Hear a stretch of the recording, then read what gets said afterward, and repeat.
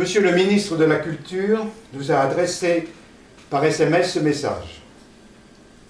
Requis par le président de la République pour l'accompagner à la remise de la coupe du championnat de pétanque de la fonction publique, je suis désolé de ne pouvoir être des vôtres pour saluer la mémoire d'André Breton et de ceux qui, avec lui, ont mis un grain de sel dans les épinards de notre vaillante nation. Nous avons invité pour cette célébration, cette séance importante, le professeur émérite de l'université de Düsseldorf, Heinrich von Archendorf, qui est d'ailleurs un petit-neveu de Max Ernst, et c'est l'auteur de la célèbre thèse de l'humour noir considéré comme un art de combat.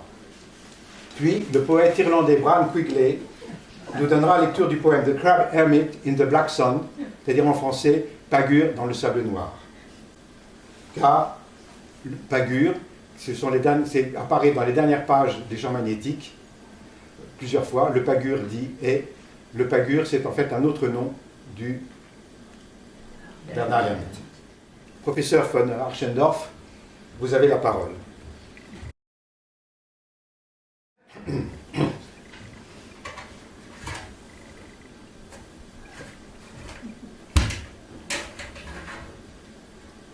Oui, le surréalisme, donc, en cette année 2019, est centenaire. Il est né, en effet, en 1919, à l'Hôtel des Grands Hommes, à Paris, et là, André Breton et Philippe Soupeau écrivirent donc Les Champs magnétiques. Le manifeste du surréalisme, qui baptisa un mouvement encore balbutiant, parut en octobre 1924, donc 5 ans plus tard. Donc le manifeste du surréalisme était vraiment balbutiant, et le recours au rêve et à l'écriture automatique en était le principe fondateur.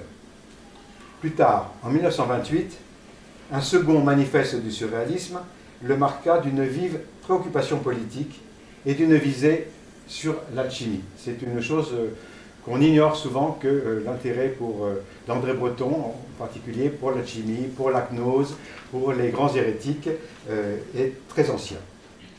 Pour le surréalisme, la poésie est la singulière aventure d'un esprit qui ne saurait se contenter des exercices de jeu floraux, des notations narcissiques, des musiques fluettes.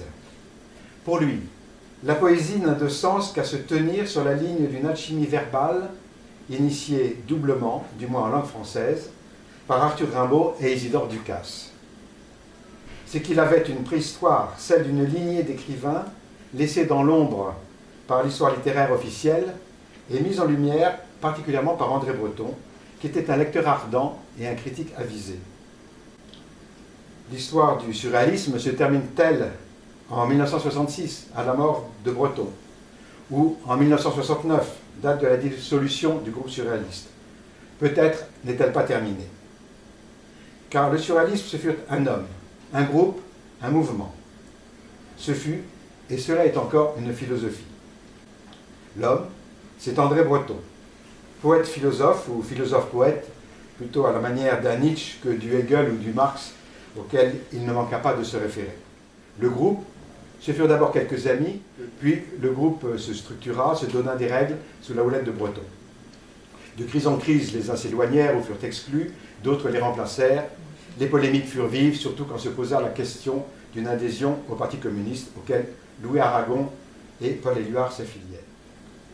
De la philosophie théorisée et pratiquée par André Breton et ceux qui l'accompagnèrent brièvement ou durablement, nous pouvons dire qu'elle est essentiellement une défense et illustration de la raison magnétique, celle-ci se tenant à l'opposé de la raison logique, qui est l'armature de la culture, de la civilisation occidentale. Être ou ne pas être aimanté, là est la question. Un champ magnétique négatif, et c'est la révolte contre la société, la culture, la civilisation responsable de la guerre mondiale. De la révolte à la révolution, il y a un pas qui n'est pas facile à franchir. Encore, faut-il passer du négatif au positif, et pour cela réinitialiser le logiciel mental, c'est-à-dire lever les verrous de la censure pour laisser libre cours à la déraison, c'est-à-dire au rêve, à l'imaginaire, quitte à se tenir au bord de la folie. En écriture, l'automatisme, en opposition à tout académisme régissant la littérature, ouvre les vannes de l'esprit, libère la parole. Dans les autres arts, le recours à la spontanéité maximale est aussi la clé qui ouvre à la liberté. Dans la vie, plus largement, le hasard objectif dénie le principe du lien qui, d'une cause, induit un effet. Le vent de l'éventuel seul commande à ce qui advient. Surprise de la rencontre en laquelle se joue l'aimantation entre deux êtres, amitié ou amour. Aussi entre deux mots, deux images, deux objets. Mais les forces sociales sont tellement opprimantes que cela ne se joue pas aisément et qu'il faut bousculer une société en laquelle l'individu est contraint au point de ne pas pouvoir disposer librement d'une richesse dont il n'a généralement pas conscience.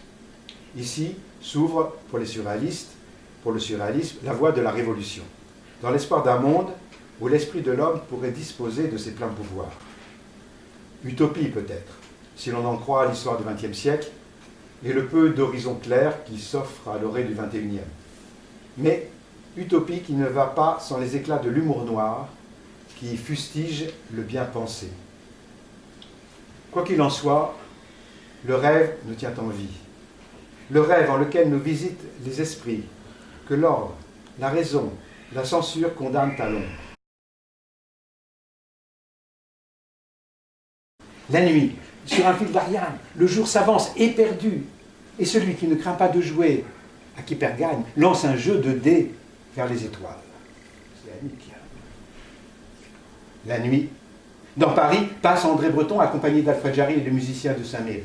Il dépose une rose des sables au pied de la tour Saint-Jacques, où pleure Aurélia dans le souvenir de Gérard de Nerval, puis salue à la fontaine des Innocents le splendide marcheur de Charleville, nimbé du vert pollen de ses amours adolescents. Le vert pollen.